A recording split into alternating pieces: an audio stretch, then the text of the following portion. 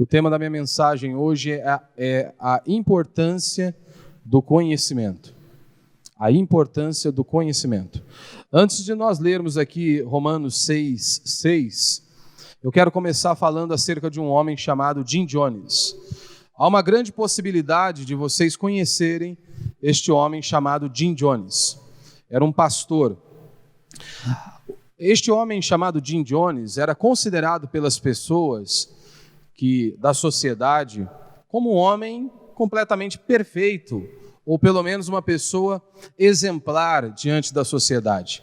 As pessoas olhavam para Jim Jones e para a sua comunidade como uma igreja perfeita e um pastor perfeito. Jim Jones, ele era um comunista que estava ali meio que enrustido, seguia as ideias de Karl Marx e por aí vai. E ele disseminava essa ideologia por meio da sua comunidade. Só que quando as pessoas olhavam para Jim Jones e para a sua igreja, para a sua comunidade, as pessoas ficavam perplexas, ficavam assim boquiaberta diante de tantos feitos que ele produzia e a sua comunidade também produziam. Dentre eles, Jim Jones ele dava bolsas de estudo aos jovens. Jim Jones também preparava alojamento aos idosos. Havia ali também um posto médico, um programa de reabilitação para dependente químico.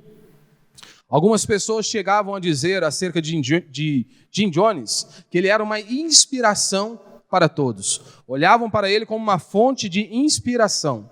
Inclusive o secretário da saúde chegou a elogiá-lo e dizer o seguinte: Jim Jones se preocupava com os necessitados. Havia uma preocupação com os necessitados. Dentre esta comunidade havia alguns outros cronogramas e alguns programas para atender a demanda das pessoas. Ele organizou uma agência de empregos, ele inaugurou asilos e casas para doentes mentais, tinha ali uma clínica médica, estabeleceu um centro de treinamento vocacional, ele providenciou assistência jurídica de graça para todas as pessoas, ele fundou um centro comunitário e pregava sobre Deus. Chegou a expulsar demônios, fazia curas e milagres. Talvez se você se perguntar, se você não conhece a história de Jim Jones, você deve se perguntar, essa igreja deve ter explodido. Essa igreja deve ter crescido de forma assustadora. A pergunta é, aonde esta igreja está? Como esta igreja se encontra? Morta, literalmente morta. A igreja de Jim Jones está morta, porque ele matou as pessoas e depois suicidou-se. Ele matou os seus membros. Ele matou primeiro ali 300 pessoas menores de idade, 300 crianças foram envenenadas primeiro, ao todo foram 918 mortos por um pastor. Por que eu estou falando isso? Porque a sua preocupação ao frequentar um local de culto, ao frequentar uma comunidade, a sua primeira observação a ser feita deve ser, não se aquela igreja lhe fornece inúmeros artifícios para que você fique ali, inúmeros atrativos para que você congregue aquele local. Hoje as pessoas procuram as igrejas, em sua maioria, procuram as igrejas, uma igreja que ela possa se adaptar a elas.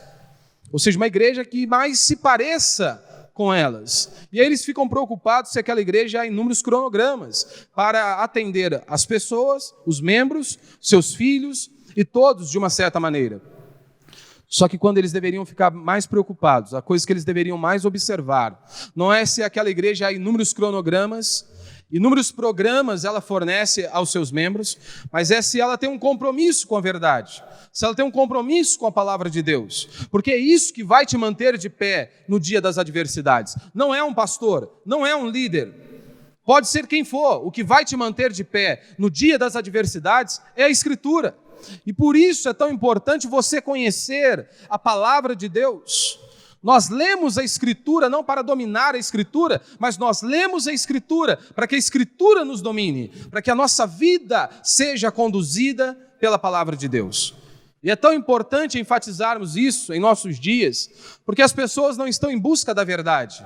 Elas querem um local legal, um local maneiro, onde as pessoas são simpáticas e por aí vai.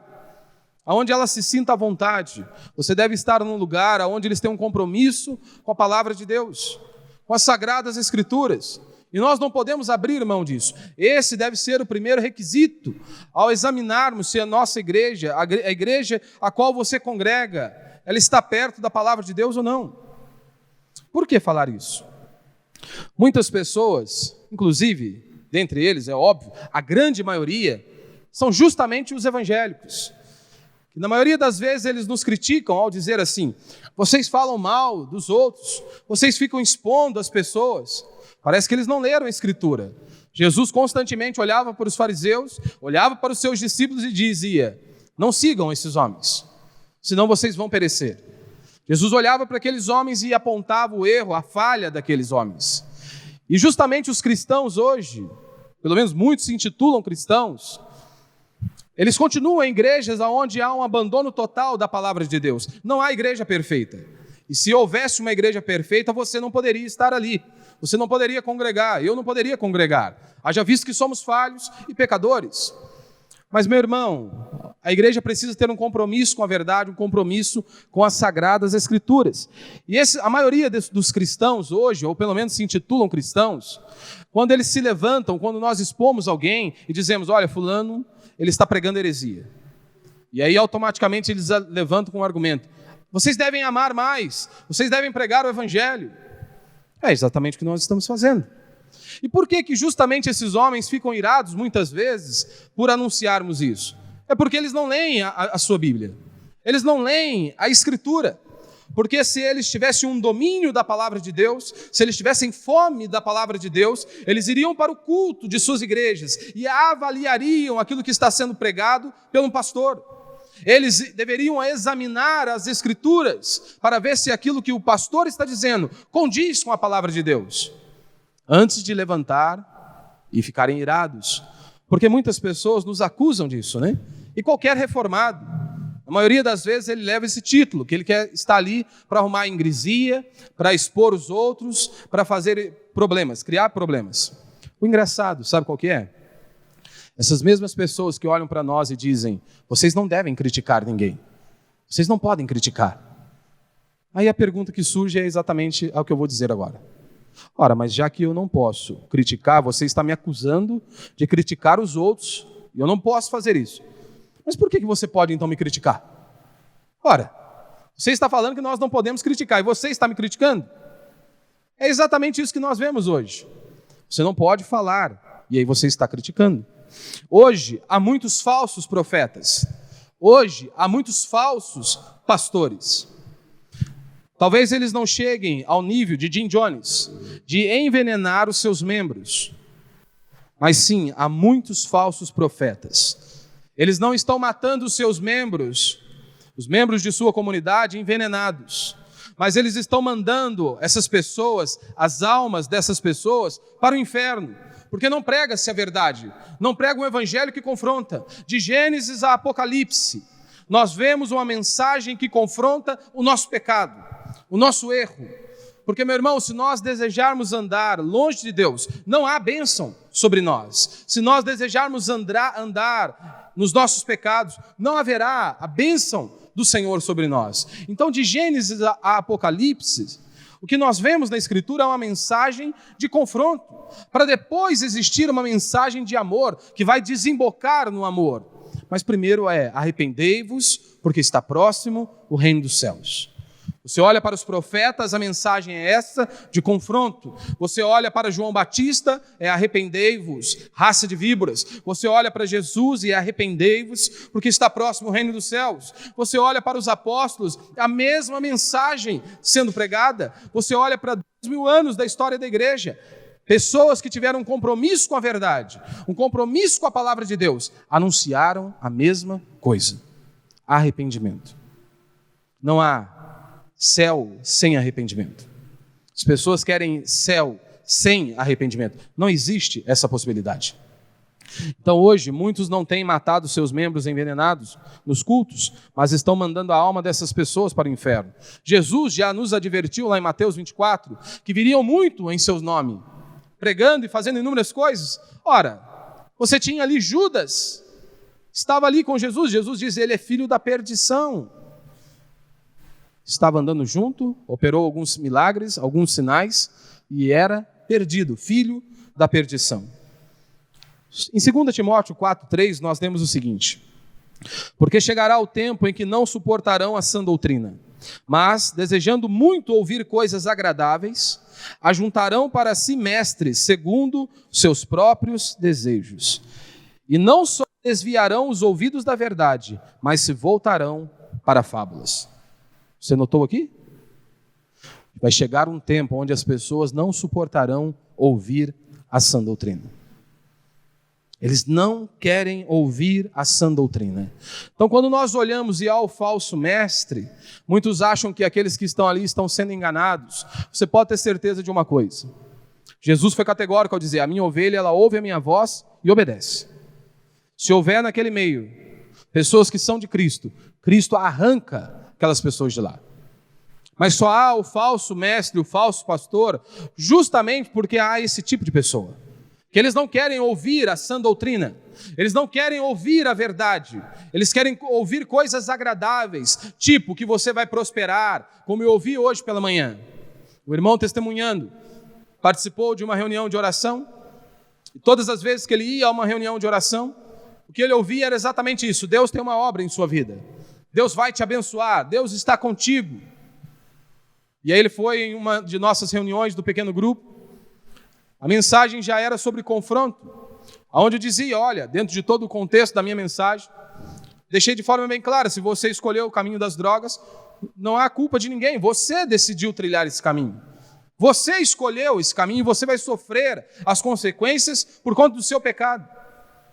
Aí ele testemunhando para o companheiro que o levou, ele diz: rapaz, eu fiquei meio apavorado, fiquei meio assustado naquele negócio. Fiquei pensando: será que esse homem é pastor mesmo? Mas todo mundo que eu ouvia falar, falava que eu ia ser abençoado. Agora o cara vem e fala que se eu estou nessa miséria foi porque eu escolhi, porque eu decidi andar por esse caminho. Porque é assim a mensagem do Evangelho. Nós temos que aprender isso. Então as pessoas chegarão um tempo que eles não querem ouvir a verdade, e eles começam a levantar mestres para eles, onde a mensagem que é pregada é uma mensagem, lembre-se, é um falso consolo, porque o verdadeiro consolo só vem por meio da verdade. Conhecereis a verdade vos libertará. Você pode receber um refrigério momentâneo, um falso refrigério, uma falsa paz.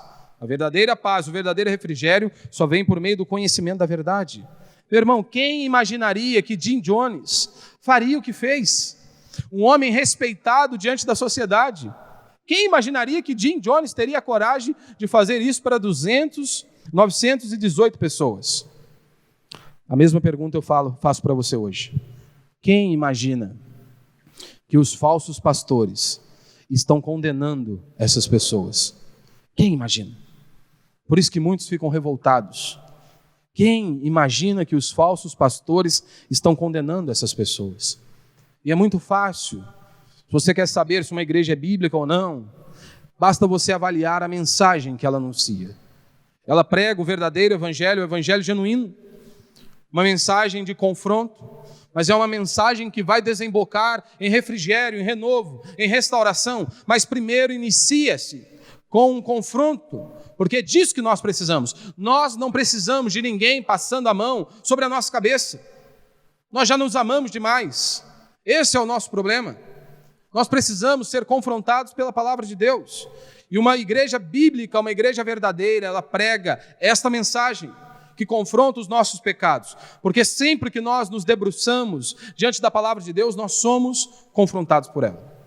Por isso que é tão importante a busca pelo conhecimento, a busca da verdade, a importância de conhecermos. E hoje nós vamos nos debruçar aqui diante de Romanos 6, versículo 6, e essa é a ideia aqui do apóstolo Paulo. É justamente que nós possamos nos despertar, sabermos que nós somos livres do pecado pela obra de Cristo lá na cruz do Calvário. Porque se você se lembra do contexto, antes de nós lermos aqui o verso 6, o que o apóstolo Paulo está nos ensinando é exatamente o seguinte: no final do capítulo 5, Paulo diz: aonde abundou o pecado, superabundou a graça. Ou seja, aonde houve pecado, houve mais graça de Deus. Paulo abre o capítulo 6 dizendo: e então, nós vamos nos mergulhar no pecado? Será que nós vamos mergulhar de cabeça? O que diremos então? Permaneceremos no pecado para que a graça se destaque? A resposta de Paulo diante desta objeção é: de modo nenhum. Como que nós, que morremos para o pecado, vamos estar ali, viveremos nele? Nós morremos para o pecado. Por isso é inconcebível o que Paulo está dizendo, é inconcebível. Uma pessoa que nasceu de novo, que o Espírito Santo habita dentro dela e ela vive na prática do pecado. Nós somos pecadores, não estou pregando aqui perfeccionismo. Nós somos pecadores, mas a Escritura diz que nós devemos andar em santidade. A natureza pecaminosa está dentro de você, mas a Escritura nos adverte, o Senhor nos adverte, que nós devemos ser santos como Ele é santo. Ou seja, o que é viver em pecado? É aquela pessoa que sabe que o adultério é errado, mas ela continua no adultério. Ela sabe que a pornografia é errada, ela continua se alimentando da pornografia. Ela sabe que o roubo é errado, ele continua praticando o roubo. Essa pessoa está em pecado, vive em pecado. E Paulo está dizendo, alguém que nasceu de novo, que o Espírito Santo habita dentro dela, não vai viver desta maneira. Não vai viver desta maneira. É exatamente isso que o apóstolo Paulo está nos ensinando. E aí, para nos advertir acerca disso, como que nós não vamos viver na prática do pecado? Ele diz, vocês devem saber, ter conhecimento de que vocês são em Cristo Jesus, da obra de Cristo Jesus na cruz do Calvário.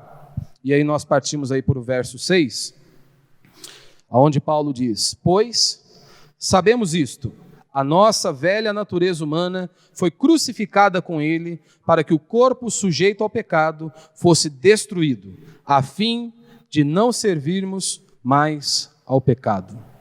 Sabemos isto, a nossa velha natureza humana foi crucificada com ele para que o corpo sujeito ao pecado fosse destruído, a fim de não servirmos mais ao pecado. Hebreus 11:6 diz, sem fé é impossível agradar a Deus, pois é necessário que quem se aproxima de Deus creia que Ele existe e recompensa os que o buscam. 1 João 5,4, o apóstolo diz, pois todo o que é nascido de Deus vence o mundo, e esta é a vitória que vence o mundo, a nossa fé. A Escritura diz, olha, a maneira pela qual você recebeu a Cristo, viva também. Qual a maneira que nós recebemos a Cristo? O meio pelo qual nós recebemos a Cristo? Pela fé. Então nós devemos viver a Cristo pela fé, obedecermos a palavra de Deus e vivermos por fé. Fé naquilo que você é em Cristo Jesus. Fé naquilo que Cristo fez na cruz do Calvário. Este é o maior princípio para nós vencermos o pecado, é sabermos da obra de Cristo Jesus, aquilo que Cristo realizou lá na cruz do Calvário. E Paulo está nos insistindo e nos mostrando aqui de forma clara a maneira pela qual você pode viver em santidade, deverá andar em santidade. O primeiro caminho é você ter o conhecimento de quem você é em Cristo Jesus, de toda a obra redentora de Cristo na cruz do Calvário. E esse é o meu primeiro ponto. A vida cristã começa com revelação. Vida cristã começa com revelação. No verso 6 ele diz, sabendo isto. No verso 3 ele diz, ou ignorais. No verso 9 ele diz, sabedores. No verso 16 ele diz, não sabeis. No capítulo 7, verso 1, ele diz, porventura ignorais? Ou seja, Paulo está dizendo aí, atente-se. Vocês precisam conhecer. Vocês precisam ter revelação. A vida cristã não começa com fazendo isto ou fazendo aquilo para Deus. A vida cristã começa com sabendo isto. Sabendo isto. Sabendo daquilo que Cristo fez na cruz do Calvário. Sabendo quem nós somos em Cristo Jesus. A fé cristã está fundamentada sobre o entendimento. Crer é também pensar. Mais uma vez vou repetir, a fé cristã está fundamentada sobre o entendimento. Crer também é pensar. Como experimentar isso na prática? Paulo está dizendo que o nosso velho homem foi morto lá na cruz do Calvário com Cristo. Como nós vamos experimentar algo que ocorreu há 2000 anos, há mais de 2000 anos? Como que nós vamos experimentar isso? Paulo está dizendo, vocês precisam saber.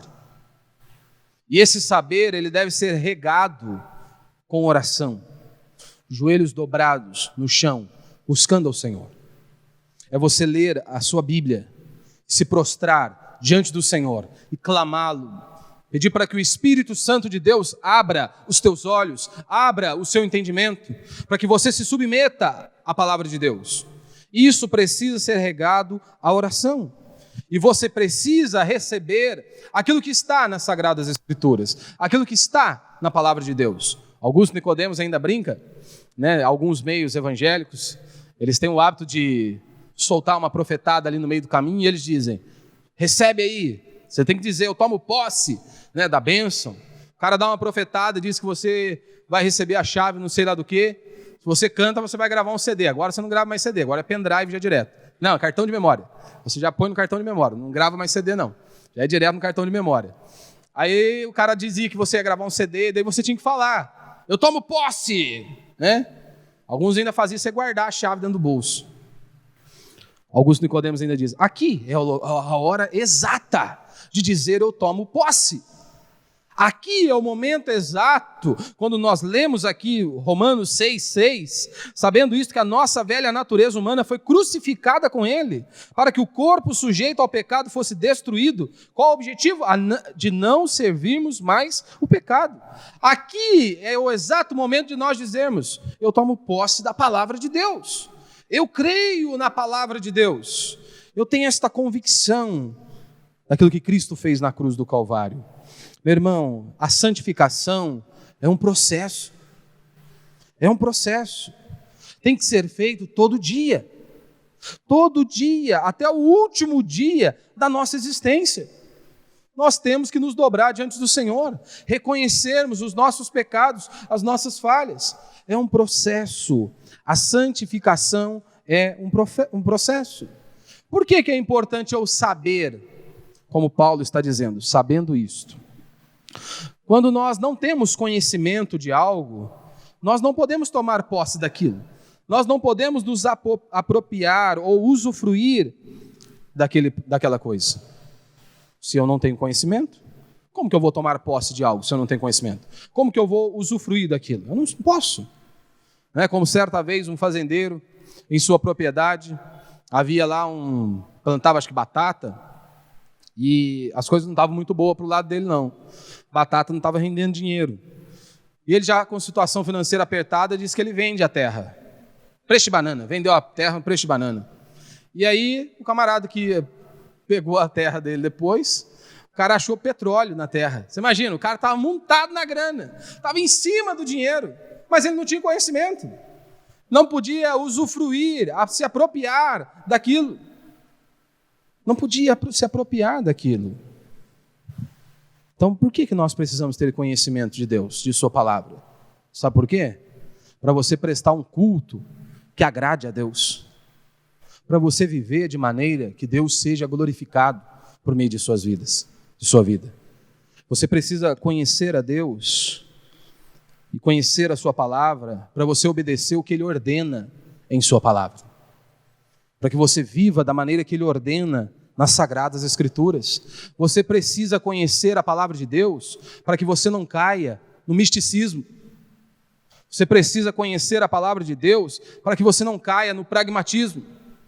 Você precisa conhecer a palavra de Deus para que você não caia na mão de falsos profetas. Por isso que você deve ler a sua palavra, a palavra de Deus, você deve ler a sua Bíblia.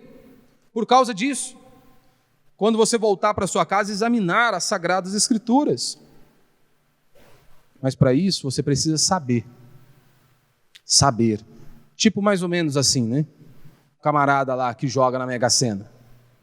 Camarada que joga na Mega Sena. Sei que não é o seu caso, né? Mas vamos dizer que o camarada joga na Mega Sena, ganhou lá não sei quantos milhões.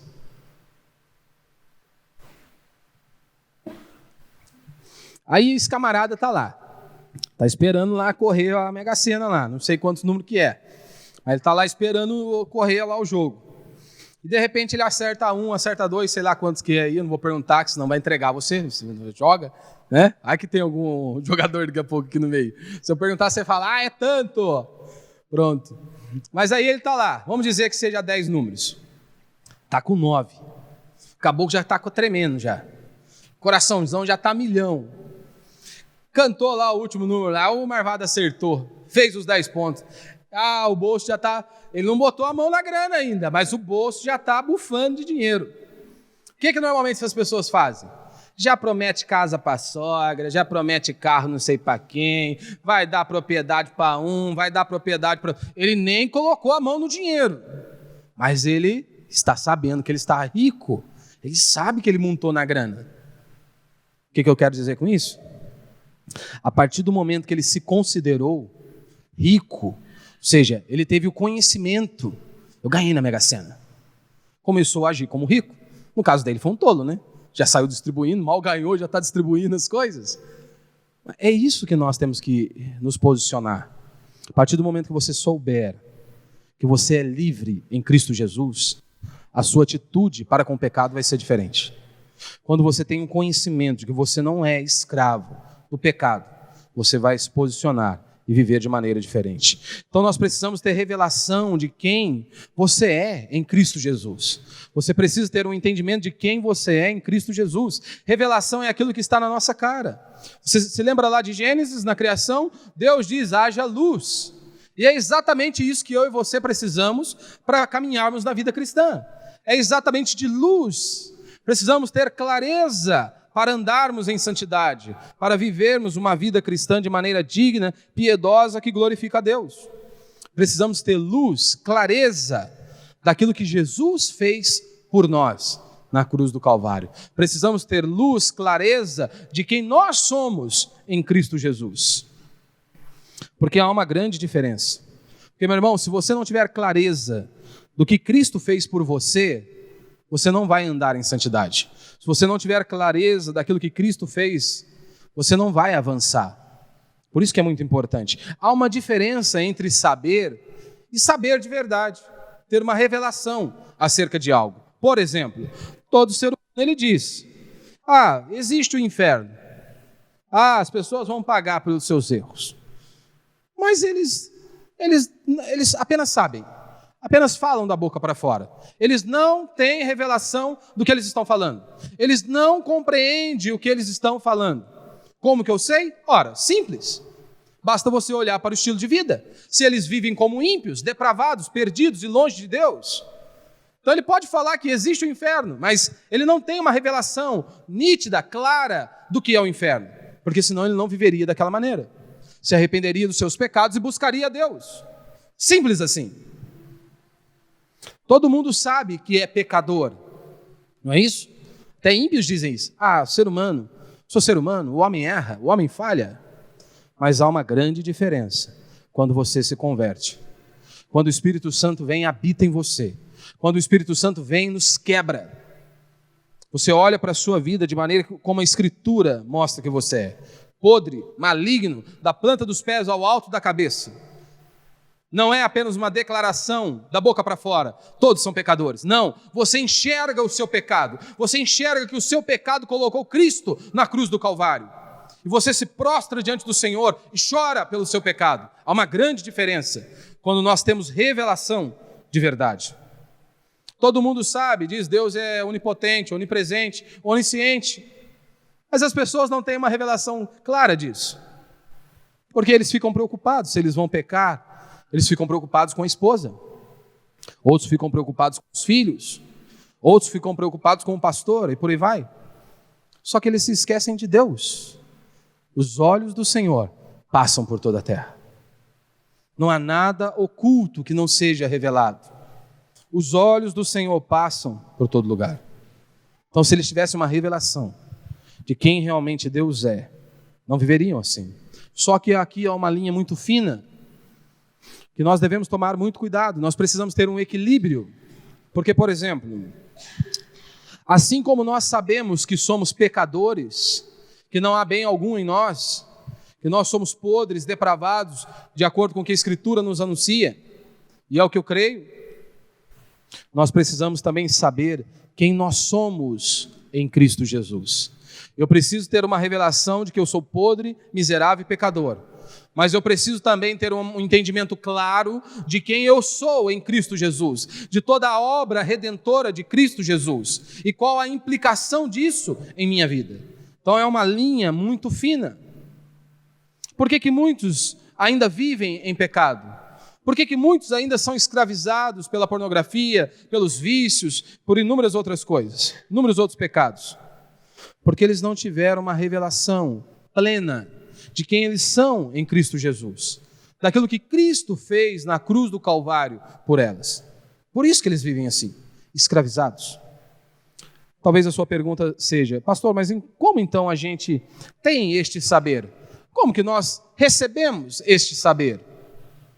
Sabe qual que é o caminho? Crescer no conhecimento de Deus. Crescer no conhecimento da palavra de Deus. O seu conhecimento de Deus precisa aumentar dia após dia. Leia a palavra de Deus. Ouça pregações bíblicas.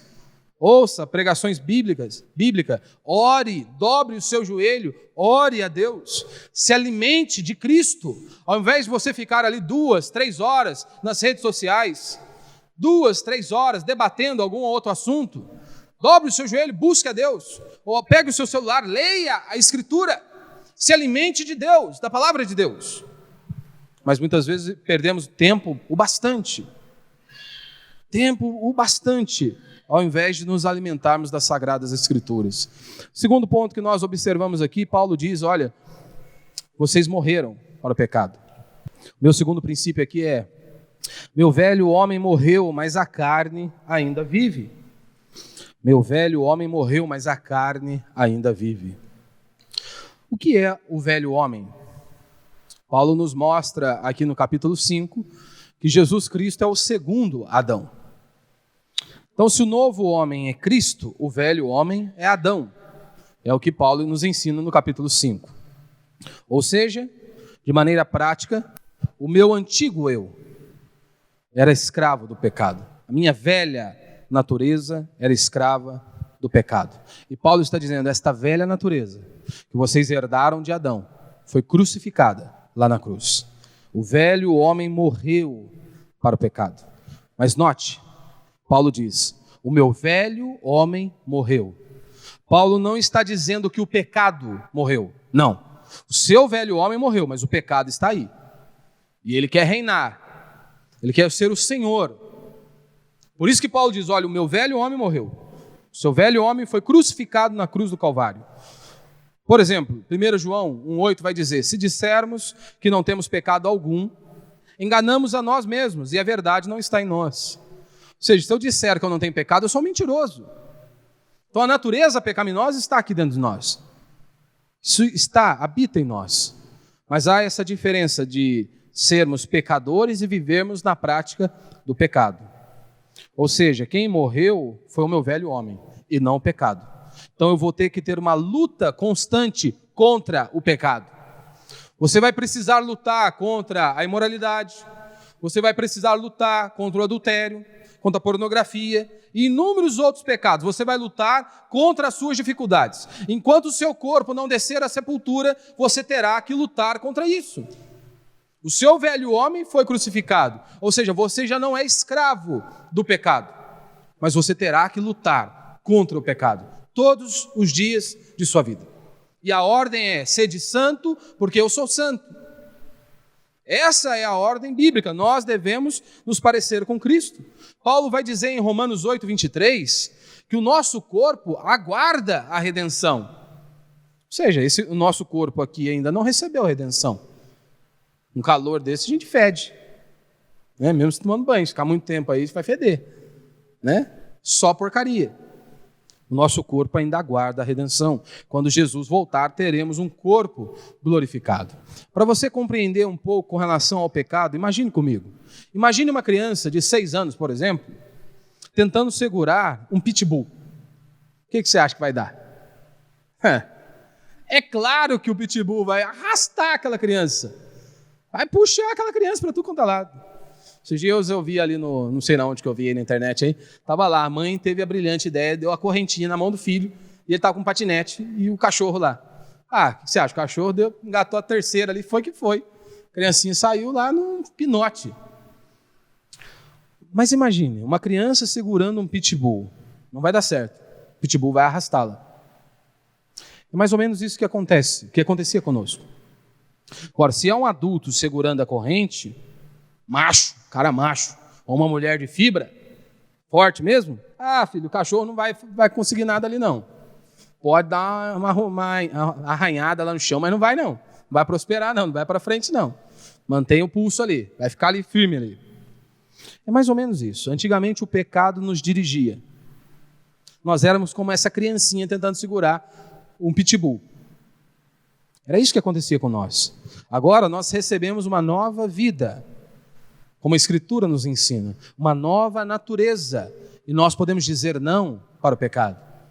Já não é mais um menininho segurando um cachorrão, mas agora é um adulto segurando um cachorro. Não na força do nosso braço, não pelo nosso próprio mérito, mas é crendo naquilo que a Escritura diz. Quem nós somos em Cristo Jesus, sabendo isto, que o nosso velho homem foi crucificado com Cristo. Aí a pergunta que surge é, se é assim, por que muitos crentes genuínos demoram tanto para vencer certos pecados?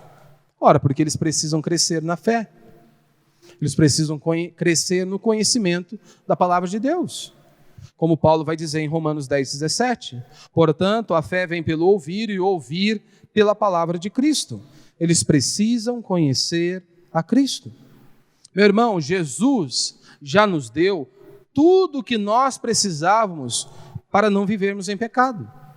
Tudo que eu e você precisávamos para não viver em pecado, que nós precisamos para não viver em pecado, Cristo já nos deu. Acabou. Literalmente nós temos aqui tomar posse daquilo que está na palavra de Deus e crer na palavra de Deus. Agora vamos aqui adiante no verso 7. Paulo vai dizer, pois quem está morto já foi justificado do pecado. Se já morremos com Cristo, cremos que também viveremos com Ele. Sabendo que, tendo sido ressuscitado dentre os mortos, Cristo já não morre mais. A morte não tem mais domínio sobre Ele. Pois, quanto a ter morrido, morreu para o pecado de uma vez por todas. Mas quanto a viver, vive para Deus. Aqui nesses versos nós temos aqui a certeza da salvação, a certeza da vida eterna, a certeza que um dia nós estaremos com Cristo, não por conta dos nossos feitos, não por conta dos nossos méritos, mas pela fé somente, e pela fé em Cristo Jesus, porque foi Ele que pagou a conta, nenhum outro pagou a conta. A sua contribuição financeira não paga a conta. A sua ajuda ao próximo não paga a conta. A sua doação de cestas básicas não paga a conta. Então não devo contribuir, não devo ajudar as pessoas, não devo doar cesta básica? Você deve fazer. Mas a sua confiança não está nessas coisas. Isso não compra Deus. Isso não compra a sua vida eterna. Nós só poderemos nos apresentar um dia diante de Deus, foi por aquilo que Cristo fez na cruz do Calvário. Ele pagou a conta, Ele cumpriu toda a exigência de Deus Pai. O que nós aprendemos aqui é que a morte não nos matará. A morte não nos matará. O crente também não irá morrer. Aí você pode pensar, pastor, eu perdi parentes, tem perdido pessoas. Como assim o crente não vai morrer? Se você já se atentou à Escritura, todas as vezes que a Escritura vai falar acerca do cristão, ou daquele que serve a Deus, daquele que teme a Deus, nunca diz que ele morreu, mas diz que ele dorme. Todas as vezes. A pergunta é, mas como então se as pessoas morreram? Como você está falando que o crente não vai morrer? Você se lembra lá no Jardim do Éden? Quando Deus disse àquele casal, Adão e Eva, se vocês pecarem, vocês vão morrer. Quando eles pecaram, o corpo não foi para o caixão, mas houve uma separação de Deus. Eles foram separados de Deus. Não tinham a bênção de Deus. Eles foram separados. E Paulo vai dizer em Romanos 8:35, quem nos separará do amor de Cristo? Será tribulação, ou angústia, ou perseguição, ou fome, ou privação, ou perigo, ou espada? E aí ele continua. Quem poderá nos separar do amor de Cristo? Ninguém. Se ele nos separou antes da fundação do mundo, como nós vamos ler aqui posteriormente, se ele nos escolheu antes da fundação do mundo, como? Quem vai nos separar? Quem nos separará do amor de Cristo? Ninguém. A Bíblia nunca diz que um crente ele morre, e sim ele dorme.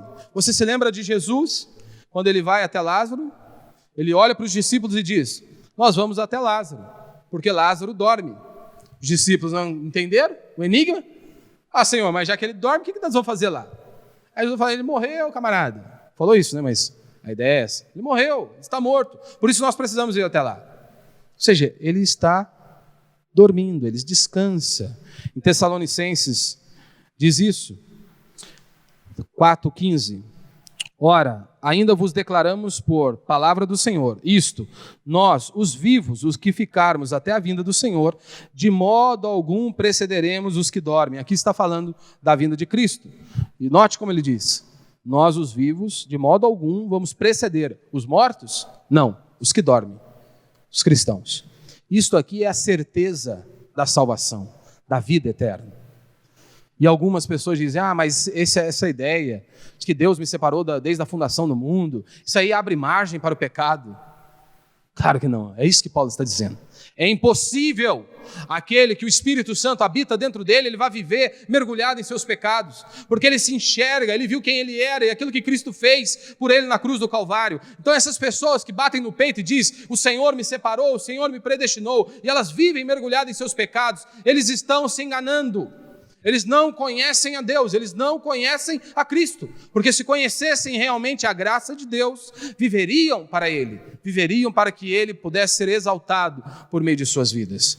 Então muitos usam, como eu já preguei aqui, a graça de Deus como uma desculpa para permanecer em seus pecados. Essas pessoas estão longe de Deus.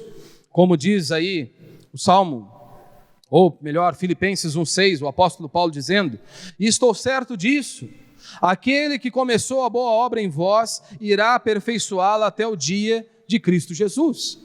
Você notou o que está escrito aí no texto? Aquele que começou a boa obra em vós, ele é que vai completá-la. Nós estamos em obras, nós estamos sendo aperfeiçoados dia após dia, e louvado seja Deus que é Ele que conclui essa obra. Ou como diz o salmista no Salmo 37, verso 23 e 24, o Senhor firma os passos do homem de cujo caminho se agrada. Ainda que caia, não ficará prostrado. Por quê? Pois o Senhor lhe segura pela mão. Hebreus 11:1, ora, a fé é a certeza das coisas que se esperam, a convicção de fatos que não se veem. Isso é fé. Se eu sou crente e não for conduzido até a vida eterna, para estar com Deus, conhecendo a Deus, então as promessas de Deus da nova aliança falharam. Então as promessas de Deus falharam. Como eu vou saber então que a Escritura é a verdade? Se eu digo que eu sou um cristão de verdade, eu não sou conduzido até a salvação, a palavra de Deus falhou. Como diz Ezequiel 36, verso 26 e 27. Também vos darei um coração novo e porei um espírito novo dentro de vós. Tirarei de vós o coração de pedra e vos darei um coração de carne.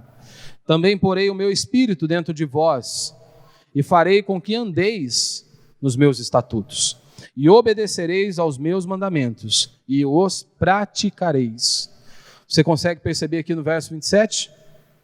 Também porei o meu espírito dentro de vós. Quem vai fazer? E farei com que andeis nos meus estatutos, e obedecereis aos meus mandamentos e os praticareis.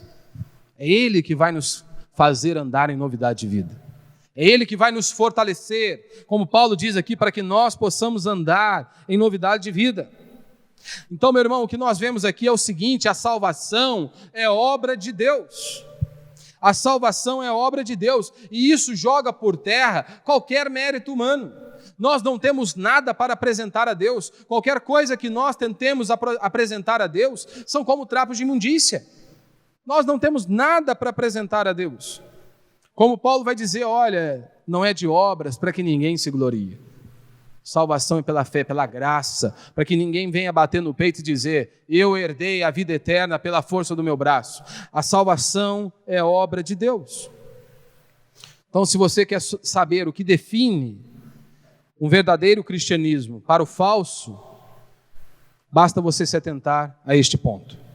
O quanto você confia na graça de Deus. Você quer distinguir uma igreja verdadeira de uma falsa igreja? É só você olhar isso. A verdadeira comunidade, ela sempre vai apontar o caminho para você e vai mostrar. Nós temos que confiar na graça de Deus. O quanto você confia na graça de Deus. É o quanto você acredita que aquilo que você só o é pela graça de Deus. Nós precisamos confiar na graça de Deus. Quando você olhar para si mesmo e enxergar o que você precisa se lembrar: eu sou o que sou pela graça de Deus. É o que o apóstolo Paulo ensinou. Eu sou o que sou pela graça de Deus. Não há nenhum mérito em mim. Eu não sou bom, não há nada bom em mim. Se não fosse a graça de Deus, eu estaria perdido. Como Paulo diz em Romanos 8:1, portanto, agora já não há condenação alguma para os que estão em Cristo Jesus. Ou como disse Jesus, João narrando as palavras de Jesus em João 10:28, dou-lhes a vida eterna e jamais perecerão, e ninguém as arrancará da minha mão. Eu lhes dou a vida eterna. Ninguém pode arrancar vocês de minhas mãos. Louvado seja Deus por isso. É Ele que nos escolheu. Como diz Paulo em Efésios capítulo 1, verso 4, como também nos elegeu nele, antes da fundação do mundo, para sermos santos e irrepreensíveis diante dele em amor. Ele nos separou antes da fundação do mundo. Ou seja, será se Deus escolheu errado então? Será se Ele escolheu errado? Quem é de Deus vai permanecer até o fim. Se não permaneceu até o fim, é porque não é de Deus. Simples assim. Simples. Aquele que é de Deus vai permanecer até o fim. Porque ele é bom? Não, porque Deus vai o sustentar. Se não permaneceu até o fim, porque não é de Deus. Nós vemos isso pela boca do apóstolo João, em 1 João 2,19. E eles saíram dentre nós, mas não eram dos nossos. Pois se fossem dos nossos, teriam permanecido conosco. Mas todos eles saíram, para que se manifestasse que não são dos nossos. Judas é o mesmo fato. Andou 3 anos com Cristo. Qual foi o diagnóstico de Cristo acerca de Judas? Ele não era nosso. Ele era o filho da perdição. Por isso que aconteceu isso. Simples assim. Sabe por que tem muitas pessoas que não têm certeza de que elas estarão com Cristo no final? Muitas pessoas perguntam, mas eu posso perder a minha salvação? Quantos cristãos nós vemos aí perturbados, angustiados por conta disso, com medo de perderem a salvação? E eles dizem, se Jesus voltasse hoje, eu estaria perdido. Sabe por que muitos ficam preocupados? Porque no fundo, a salvação depende deles. Eles têm que contribuir com algo. Porque se um camarada ele diz isso, olha, se Jesus voltasse ontem eu estava perdido, em outras palavras ele está dizendo, ontem eu estava garantido, ontem eu orei, ontem eu jejuei, ontem eu fiz o que eu tinha que fazer, hoje já briguei lá com a mulher, briguei com os filhos, Jesus voltar hoje eu estou perdido. Então de uma certa forma a confiança está nele. Então quando as pessoas perguntam, eu posso perder a salvação? Eu respondo com outra pergunta, mas quem te salvou? Quem te salvou? Depende. Eu posso perder a salvação? Depende de quem te salvou. Se foi Cristo, a Escritura diz que não perde. Agora, se foi você, por conta dos seus méritos, ou qualquer outra pessoa, aí sim, você está sujeito, com certeza. E por que eu estou certo disso?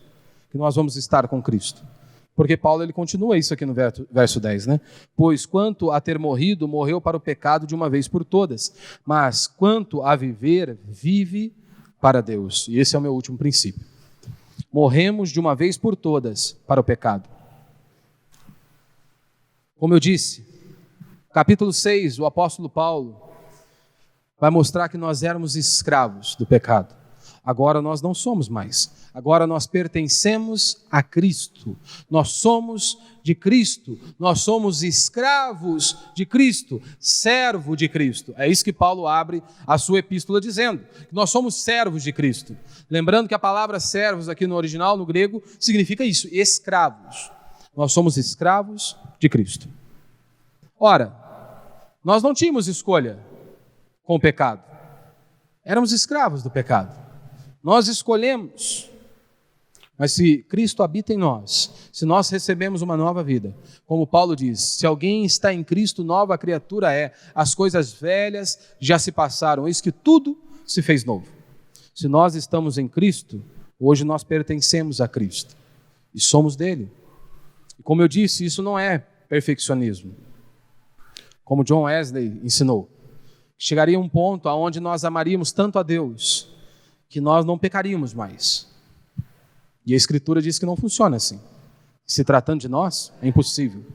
É impossível. E ele ensinava isso. Chegaria um ponto onde nós não pecaríamos mais. É o amor perfeito. Só que hoje, muitos abandonaram os ensinos de John Wesley e partiram para o outro ensino. Vamos viver vida louca. Vamos mergulhar no pecado, que a graça de Deus está sobre nós. Você precisa ter o equilíbrio. Nem um extremo, nem o outro. Os dois estão errados. Se Cristo habita em nós, se Ele nos resgatou da lama, como nós vamos viver em pecado? Como nós vamos viver ali insistindo em algo errado? Então não estou falando sobre perfeccionismo. Mas aí algumas pessoas perguntam, né? Mas o crente verdadeiro, ele vai permanecer mesmo até o final? O crente verdadeiro, será que ele vai permanecer? Vai. O crente verdadeiro, ele não se desvia completamente. Pode dar uma empinada na carroça ali no meio do caminho. De vez em quando dá. Olha, por exemplo, para Davi, o homem segundo o coração de Deus. O cara mentiu, sanguinário, sangue frio, mentiu, adulterou, mentiu, matou. Esse era Davi. Só que há uma grande diferença. Se você é um cristão genuíno, se você nasceu de novo, o Espírito Santo habita dentro de você, você pode ter certeza que a lama te incomoda. Sim. Às vezes a pessoa ela se distancia de Deus, se distancia das Sagradas Escrituras, decide andar por conta própria. Essa pessoa vive angustiada, infeliz. Se ela realmente nasceu de novo, o Espírito Santo a incomoda. Ele pode ir para longe de Deus, pode procurar caminhos tortuosos, mas ele está ali, pode estar numa balada, pode estar numa vida louca, mas ele está angustiado, porque ele sabe, aqui não é o meu lugar. O Espírito Santo o incomoda. Pode acontecer como Davi, mas aí ele é confrontado pelo profeta, ele se arrepende dos seus pecados. Nós, quando lemos a história de Davi, achamos que foi assim, né? Num instante. Davi já se arrependeu. Pecou num dia, mentiu, matou, adulterou, no outro já estava lá pedindo perdão pelo pecado e já bola para frente. Os estudiosos estimam que Davi viveu aí nesse período aí de 7, às vezes até 11 meses. De 7 a 11 meses distante de Deus, por conta do seu pecado. O homem segundo o coração de Deus. Mas ao ser confrontado pela verdade, se prostrou diante do Senhor. Então aqueles que são de Deus, às vezes ele pode até dar uma empinada na carroça. Mas Deus o trata. Ele leva uma chapuletada no meio da orelha lá, mas volta. Sofre um pouquinho, mas volta. Isso aqui nos gera duas coisas. Quando nós temos essa certeza da salvação. Quando nós temos o conhecimento da verdade. Isso vai gerar duas coisas em nós. Primeiro, temor. Temor. Nós precisamos conhecer a Deus. Não é isso? Deus se manifestou em meio a relâmpagos e trovões, lá em Êxodo 20:20. Qual era o objetivo? Para que as pessoas não pecassem. Para que o temor tivesse diante deles, para que eles não pecassem. Então, quanto mais conhecimento de Deus você tiver, mais temor a Deus você vai ter. Isso vai gerar temor dentro de você. Você precisa se lembrar que pecado é pecado, meu irmão. A lama não é mais limpa só porque está na pele da ovelha. Pecado é pecado, na vida da prostituta ou na minha. Pecado é pecado, na vida do traficante ou na sua. Não pense que Deus vai fechar os olhos para o seu pecado, que você vem ao culto, né? Você tem um vocabulário de crente, que Deus vai fingir que não está vendo os seus erros e as suas falhas. Olhe para Davi, lembre-se de Davi. Mentiu, matou, adulterou, Davi pintou e bordou. Deus olha para ele e diz: Davi, a espada nunca mais vai apartar da sua casa. E aquele homem sofreu, aquela família sofreu, por conta do pecado de Davi. O homem segundo o coração de Deus. Aí hoje as pessoas dizem, podemos viver vida louca, nós estamos debaixo da era da graça, nós estamos na graça. É mesmo? Nós estamos sim. Com certeza nós estamos debaixo da graça de Deus, mas aqueles que foram alcançados por Cristo e vivem debaixo desta graça, vão ouvir o que Jesus falou. Aquele que me ama, guarda os meus mandamentos. Então essa é a primeira coisa, gera temor. Segundo, gera segurança e paz. Se nós conhecemos o nosso Deus, isso vai gerar segurança e paz. Não importa o que nós venhamos enfrentar aqui nesta vida. Não importa o tamanho dos problemas, o tamanho das dificuldades. Nós temos a certeza que Ele vai nos conduzir até o céu. Que Ele vai nos conduzir para a eternidade. E nós passaremos a eternidade, como diz João, conhecendo a Deus. Passaremos a eternidade conhecendo ao Senhor. Isso traz paz e refrigério a nós. Saber que um dia nós encontraremos com Cristo. Ou melhor, voltaremos para a nossa casa. Porque para o cristão, a morte não é o final. A morte é o passaporte para a verdadeira vida, que é a eternidade. É nós estarmos com Cristo para todo sempre. Vamos levantar, vamos ficar de pé.